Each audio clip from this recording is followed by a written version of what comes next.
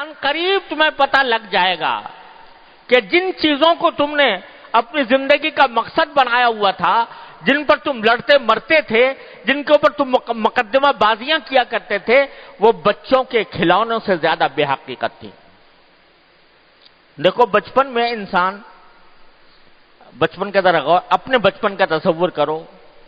تو بچپن میں اگر کوئی شخص کوئی کھلونا لا دے جو پہلے تم نے نہیں دیکھا اور اسے کھیلنے میں مزہ آتا ہے، تو اپنی ساری زندگی کی سب سے بڑی نعمت اور دولت اس کھلونے کو سمجھتی ہوں، اور وہ کھلونا اگر کوئی سا چھین کے لے جائے تو سمجھو گے کہ اس نے میرے اوپر اتنا ظلم ڈھا دیا، میری کائنات لٹ گئی۔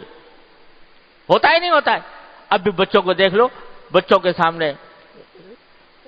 ہمیں اپنا بچپن یاد ہے، اگر ہم اپنے بچپن میں ہم سے کوئی کھلونا چھین کے لے جاتا تو رو رو کے بہت برا حال کر دیتے، اپنے ماں باپ کو بھی پریشان کرتے کہ یہ چھین کے لے گیا۔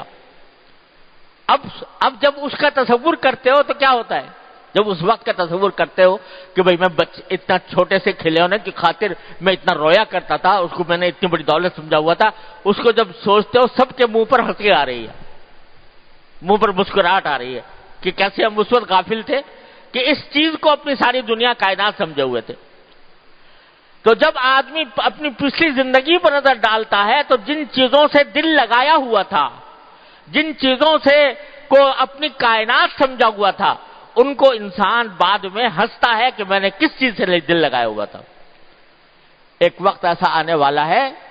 کہ اب جن چیزوں دل لگایا ہوا ہے، یہ زمین، یہ جائیداد، یہ مکان، یہ گاڑیاں، یہ فرنیچر، یہ گھر کا ساز و سامان، اب ان سے دل لگایا ہوا ہے، ایک وقت آئے گا کلا سوف تعلمون، اس وقت تمہیں پتہ لگ جائے گا کہ ان کی کیا حقیقت تھی۔ یہ کچھ بھی حقیقت نہیں رکھتے تھے۔ حضور نبی کریم سرور دو عالم صلی اللہ علیہ وسلم نے صحابہ کرام کی تربیت اس طرح فرمائی کہ جب کبھی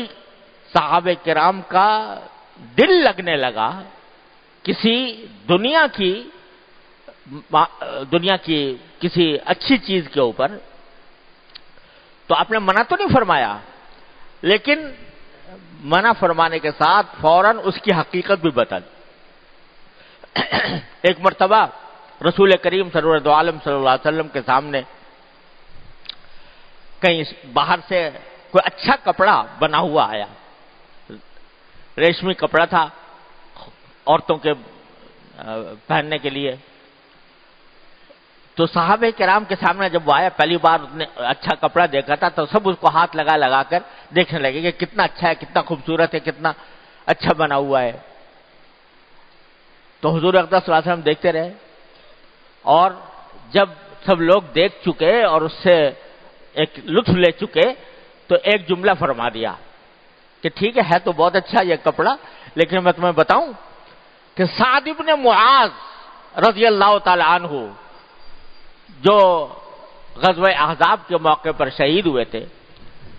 ان کا ذکر فرمایا کہ سعد بن معاذ کو جنت میں ناک پہنچنے کے لیے جو رومال ملا ہے وہ اس سے 1000 درجے بہتر ہے۔ جو ناک پہنچنے کے لیے رومال جو ملا ہے جنت میں وہ اس سے 1000 درجے بہتر ہے۔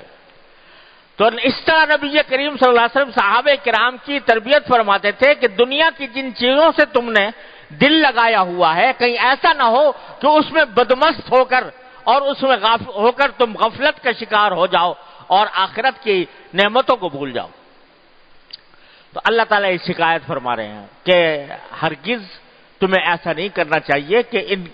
دنیا کی کثرتوں کی طرف متوجہ ہو کر اپنی زندگی کے اصل مقصد سے غافل ہو جاؤ۔ غافل نہ ہونا، اور یہ غفلت سب سے بڑی بلا ہے کہ انسان اللہ سے اور اللہ کے سامنے پیش ہونے سے، اللہ تبارک و تعالیٰ کے سامنے جواب دہ ہونے سے غافل ہو جائے۔ یہ غفلت بری بلا ہے، اس غفلت کو دور کرنے کی ضرورت ہے۔ اللہ تعالیٰ نے یہ نہیں کہا کہ کھانا مت کھاؤ، یہ نہیں کہا کہ روزی نہ کماؤ،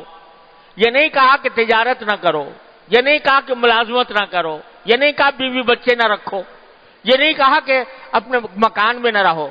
سب کام کرو، لیکن کام کرنے کے ساتھ غفلت کے ساتھ نہ کرو، اس کو اللہ تعالیٰ کی نعمت شمار کر کے اللہ تعالیٰ کی نعمت سمجھ کر اس پر اللہ تعالیٰ کا شکر ادا کرو، حلال طریقے سے کام کرو، جو کام کرو حلال طریقے سے کرو، روزی کماؤ تو حلال طریقے سے کماؤ، کھانا کھاؤ تو حلال طریقے سے سنت کے مطابق کھاؤ، کاروبار کرو تو حلال طریقے سے کرو اور حرام طریقے سے بچو، اور اللہ تبارک و تعالیٰ کی نعمتوں کا شکر ادا کرو، کیونکہ آگے فرما رہے ہیں اللہ تعالیٰ لَتُسْأَلُنَّ يَوْمَئِذٍ عَنِ النَّعِيمِ، اس دن تم سے جو ہم نے تمہیں دنیا میں نعمتیں دی تھی ان کے بارے میں سوال ہوگا کہ وہ تم نے کیا ان کا حق ادا کیا۔